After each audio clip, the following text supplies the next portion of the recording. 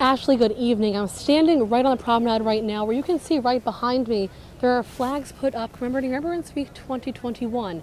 Now, December marks the 33rd anniversary when Pan Am Flight 103 was bombed over Lockerbie, Scotland. Out of the 270 people who did die that day, 35 were Syracuse University study abroad students. Now, one student who wasn't abroad that day was Kelly Radosky. She's a class of 92 and the senior manager for communications for Remembrance Scholars and Lockerbie Scholars as well.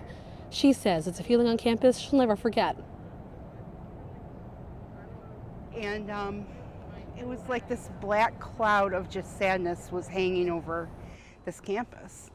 And it was, and they had a very large gathering in Hendricks that night where people just came to be comforted and consoled and to hear whatever news they could hear.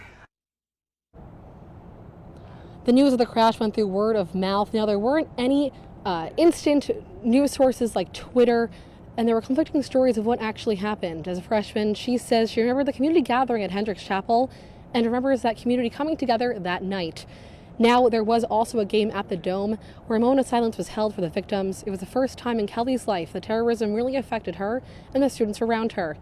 She's working with the Remembrance Scholars because it's a personal experience for her. She wants to find the good in the tragedy through community and people.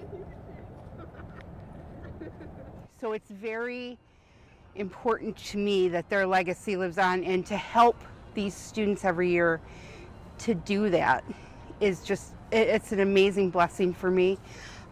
It's definitely a labor of love for me, and it's something that I feel very blessed to be able to do. Since the crash in 1988, 35 students who did lose their lives that day have been represented by 32 Syracuse University students, each for 32 years. Pan Am Flight 103 is a part of Syracuse University's history, and Remembrance Week calls everyone to look back and act forward. Ashley, back to you.